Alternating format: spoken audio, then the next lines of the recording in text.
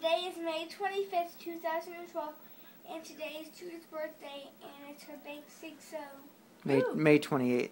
That's what I said. May 28th, 2012. Yeah. They even had national holiday for me today, and a lot of people didn't work. Because it happens to be Memorial Day. Oops! Is that what it was? Tell us about your first 60 years. 60 years. Well, I had a great mom and dad, Lucille and Tim Jewett, and they expected a lot of me. And because I was the first kid. But anyway, so I excelled at everything. I really did. I excelled. And, my favorite story is I used to look at the yearbooks and say, hey, when I graduate from high school, I would like to have this said about me.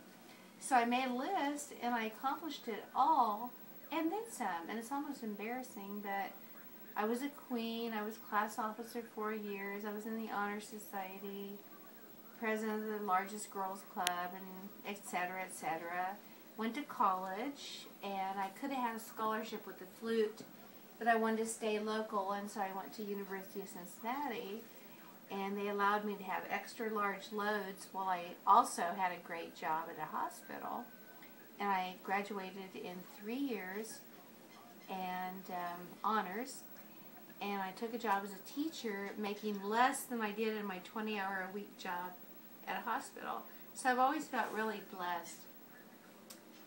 Then Randy and I got married, and we had Brian and Michael Doyle, who are blessings to me, and we had a good life. Even though we're divorced, we had a lot of fun and travels and good experiences, and his family and my family. I mean, it was just all really good.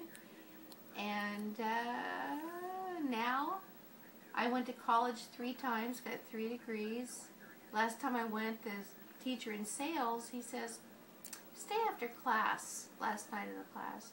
I think you need to go in sales because you're the best student I've had ever in all my years, and you can make money. So I told Randy, well, I think I'll try sales before I get to be 50. Nobody will hire me. And so I went into sales, and I was already one of the top sellers my first year. And I've made good money, made a lot of friends, had a lot of respect, done things I never thought I'd ever do, made connections I never thought I'd have. And it's been real good. And the best thing in life is having my granddaughter, Riley. Say hi. Hi. Because, look at me crying. She's awesome. I know. I used to pray to God, when I was young, I'd say, I want a daughter. And he'd keep on giving me Brian and Michael, which is good. But then one day, I realized I've got one. All right, Mom, tell, not to interrupt. Sorry. Tell what? About the weakest link.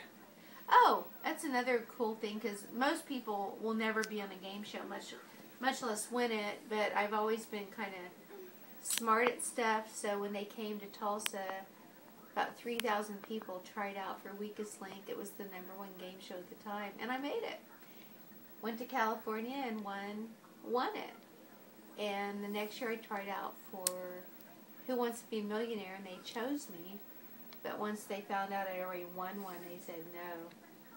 But anyway, I thought I had a career for a while winning game shows. Tell us about being PTA president in the early 90s. Well, I was that a few years. I was head of fundraising and yearbooks and everything under the sun.